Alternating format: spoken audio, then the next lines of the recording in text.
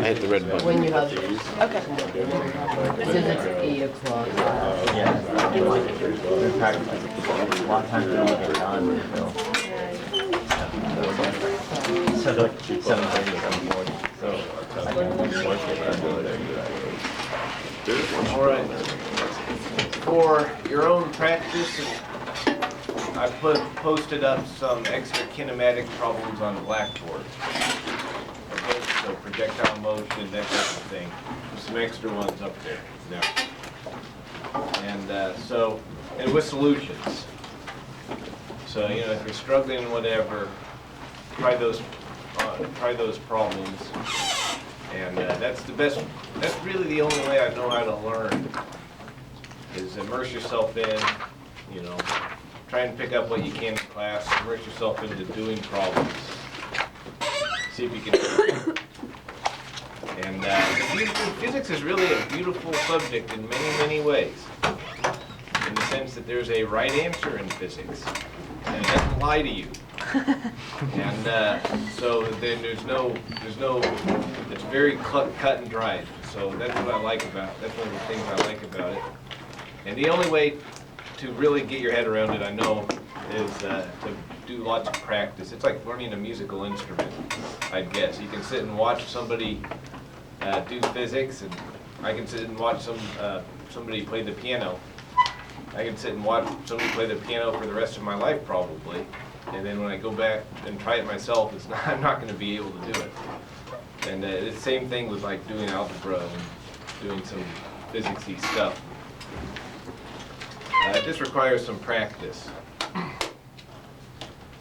Okay, so we've been talking about Newton's laws, right? So we are going to do basically Newton's second law today. What was Newton's second law?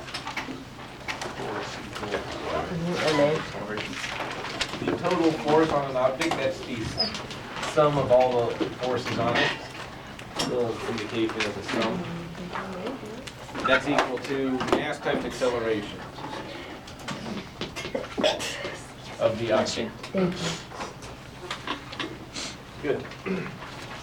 Now, in order to do many of the problems that will be useful, we have to talk about something called friction. I think we're all aware, at least we all have experience with friction.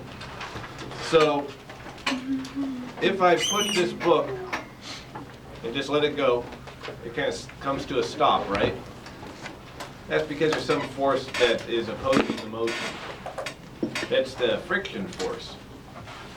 You know, you can, if I rub my hands together, they get, you know, you can feel them getting hot. That's, you know, energy being dissipated by friction.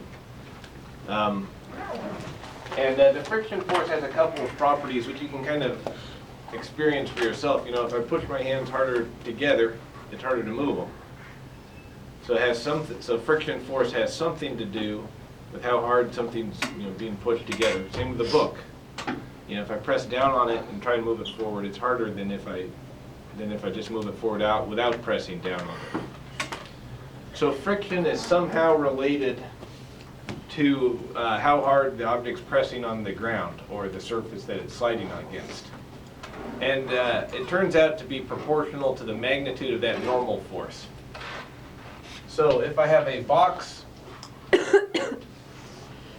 that's resting on a surface or ground, if I were to draw the forces on it, I'd have like a normal force going upwards, gravity force or weight going downwards. And if I tried to move this, say, with a tension force, like a rope or something going on a box, there would be a little friction force that would oppose that. There's two possibilities for this friction. If the box is moving, so if the object is moving,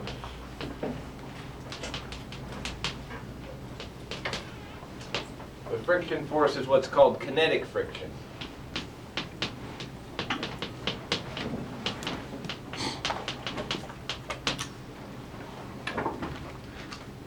And the magnitude of that friction force is proportional to the magnitude of the normal force. So So the more the more the surface is pressing on it, the bigger the friction force. And the coefficient of proportionality is called the coefficient of friction. So magnitude of the friction force is equal to this constant times magnitude of the normal force. Bigger normal force, bigger friction force. This constant here, Greek letter mu sub k, it's called the coefficient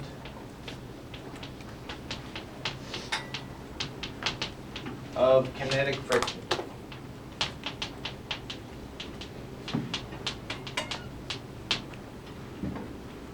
That coefficient depends on the materials that the object and the surface it's sliding on are made out of. Depends on materials, object and surface are made out of.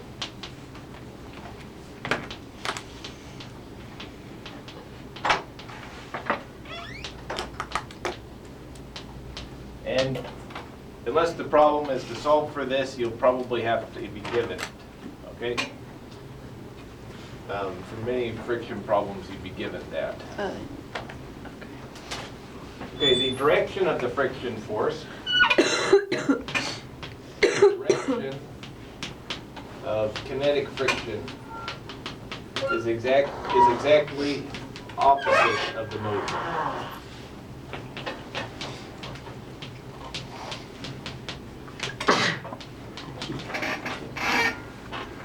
So the friction force, if the velocity was in that direction, the kinetic friction force would be that way.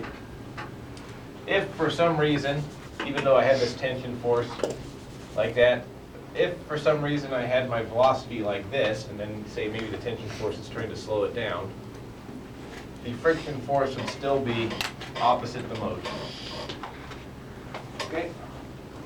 So would that be different if you were actually, if you had your tension force actually lifting it up, then would you have less friction force then, or? Yes, if the normal force, if I lift something up a little bit, the normal force will go down and I'll have less friction force. Shall we do an example? Let's do an example, solve a problem. If you lift up, decrease your Well, yes, because if I lift it up, the surface is pressing, the object's pressing less hard on the surface is pressing less hard on it. Yeah. All right, let's do some examples. Let's suppose I have a box resting on the ground. Or not resting, sliding on the ground. Let's say it's moving with a speed, the magnitude of which is 10 meters per second. Not that that really matters. Let's say that it's 10 kilograms. And let's say that the coefficient of kinetic friction is equal to 0.2. So, By the way, this coefficient of kinetic friction, this mu sub k, what units would it have? So this is a force, Newton, right? This would have Newton. That's a force. So this has to be unitless, dimensionless. It's just a number. It's a ratio of two forces. Okay, so let's say that, so which direction would the friction force be pointing? The opposite of the speed. What's the magnitude of the friction force? MK times the normal force. All right, how would I get the normal force? Oh, Let's go ahead and just see what the magnitude of the friction force would be. If I were to draw a free body diagram for this, I have the normal force going upwards, the weight force, the weight going downwards, friction going this way. If I introduce a y and x coordinate system, if I sum up forces in the y direction, the normal force points in the positive y direction, all of it does. So all of the normal force points in the positive y direction. And the weight force points in the negative y direction, right? Yeah. And what's the magnitude of the weight? And What is the force of gravity? 9.8. Well, that's Times the 10. acceleration.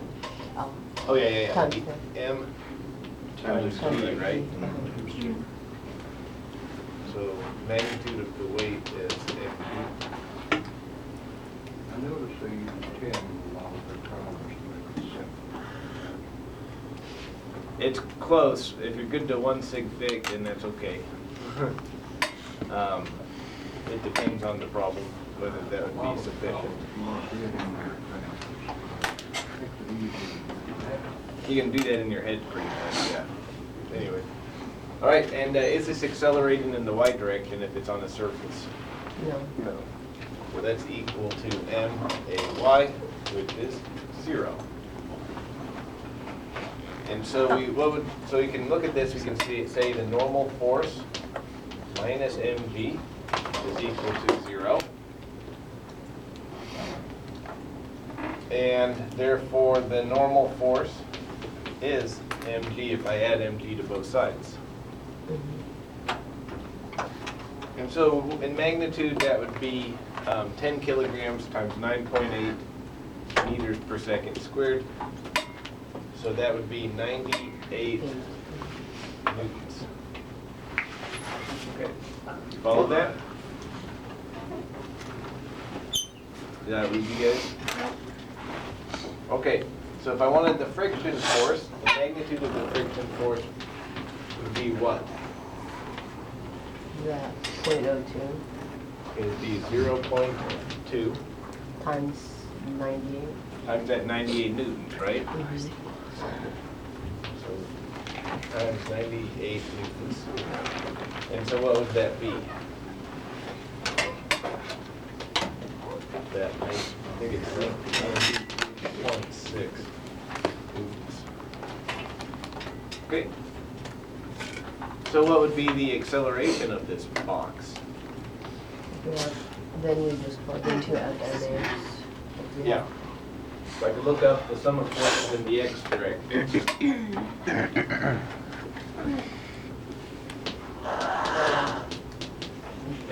That's just the friction points in the x direction, right? And all of it does, I'm just going to call that, so the full magnitude of the friction points in the x direction. That would be equal to m acceleration in the x direction.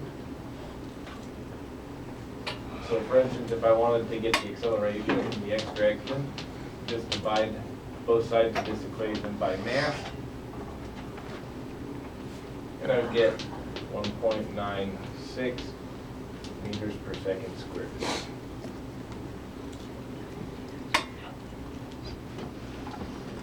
Wouldn't that be negative because it's slowing down? Well, the sign only gives me the direction. So it doesn't really. So if I call the x direction that way and the friction force is that way, then it'd be in the positive x direction. And so the acceleration, the x component of acceleration would be positive. So you're right, it is slowing down. Okay. Okay. So now are we done with it? So it's moving this direction, but it's slowing down a little. Yep. That's typical. That'd be like, if I slide this like that, I mean. Yeah.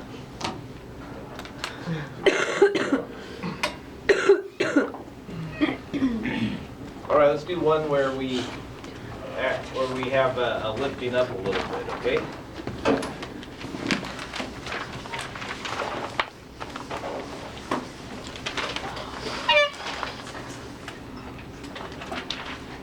So let's suppose you have a box on the ground and it's being pulled by a rope. Say this is a 10 kilogram box. The tension in the rope is, let's say it's 30 newtons. and let's say the coefficient of kinetic friction is 0.1.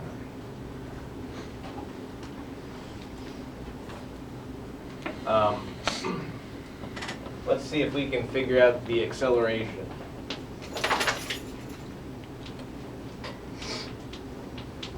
Acceleration of box. So first step, if I have something like this, is to draw a free body diagram labeling all the forces. So what are the forces that I have? Normal force. I'll tell you what, why don't you guys take 1 minute, draw the free body diagram, draw a little box, label all the forces, okay? Oh, yes you do, sorry. Let's say this is 45 degrees.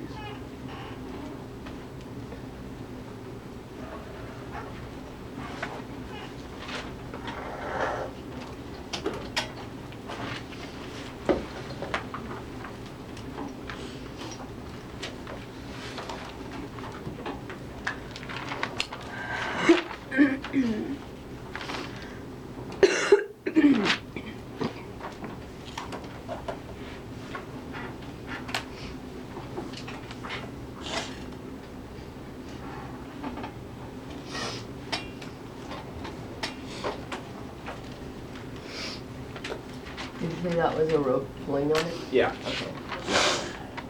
Somebody's pulling on a rope that's attached to that box.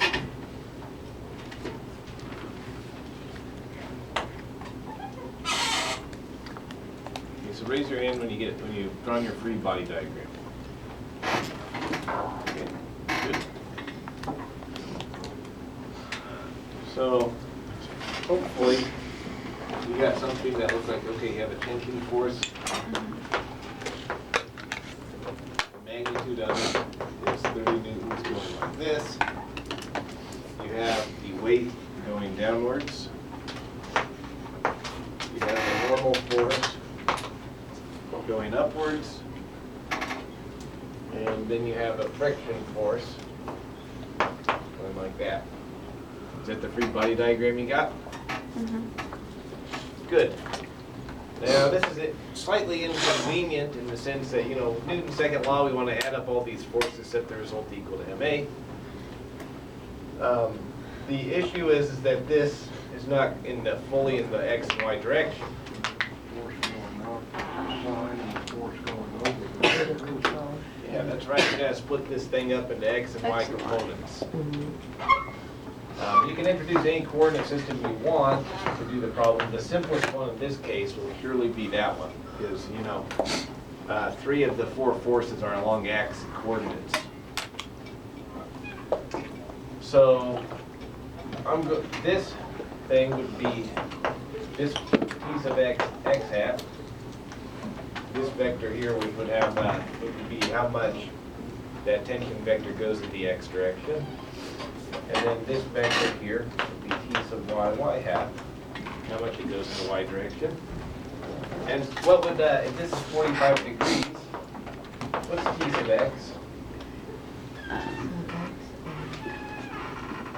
Cosine. 30 times cosine Yeah. 45. Yeah.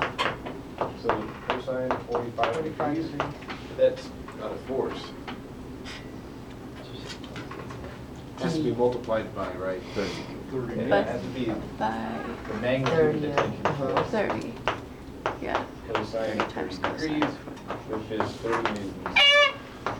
Cosine of 30 degrees. And what would be the tension in the y direction? It would be sine 30 sine of 45. Yeah. Oh, that's 45, right? Yeah. Yeah. Sorry, I didn't mean to confuse you. Oh, it's usually done.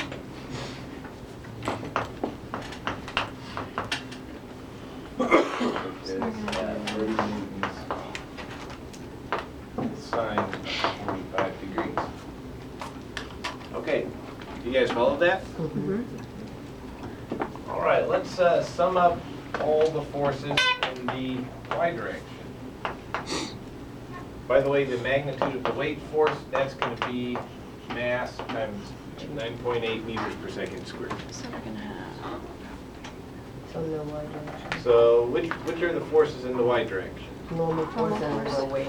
So all of the normal force, the magnitude of the normal force points in the y direction. Mm-hmm. And then the minus weight. mg. The weight, does that point to positive or negative? Negative. And put a minus sign here, mg. Plus, Plus, yeah, Plus 30 the- newtons sine of 45. Yeah, oops. Let me,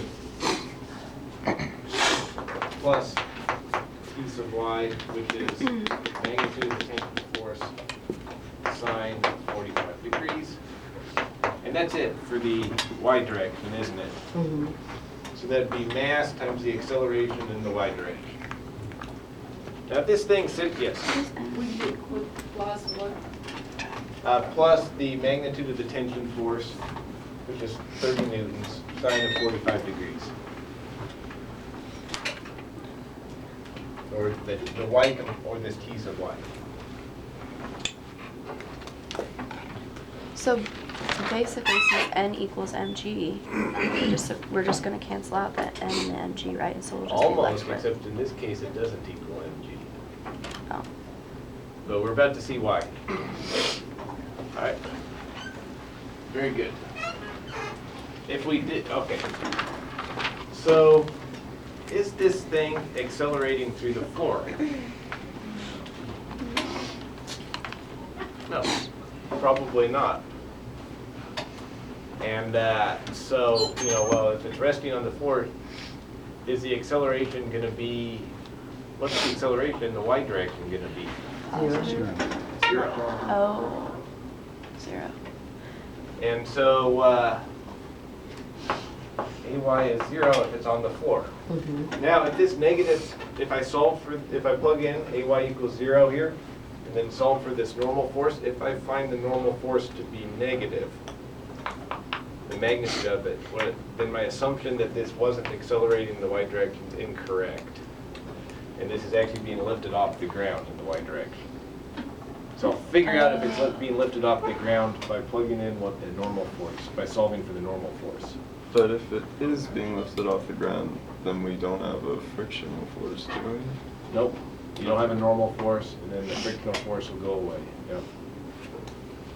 So, Accelerate slightly in the y direction because you're taking a little bit of the weight off the box, like pulling it down.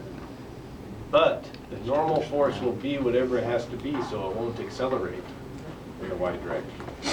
Since if this is just resting on the floor, moving in this direction. Yeah, so there's no acceleration. So there's no acceleration in the y direction. If you were to lift it up, would it have an acceleration in the y direction? Yes, it would. So if I can do this with this little camera case. If I lifted this up, pull it like that, I'm pulling it slightly upwards, There's no. but there's no acceleration of this in the y direction because it's just sliding right along the table, horizontally. Okay.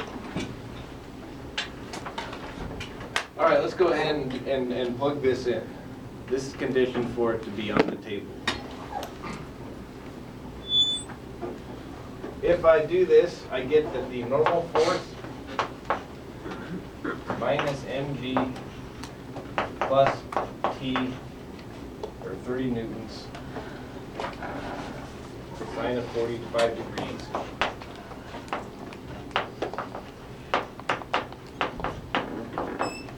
is equal to 0. So, Or, if I'm interested in this normal force, for instance, I want to check to make sure my assumption that it's not that the normal force will still be positive, so that it's still on the table.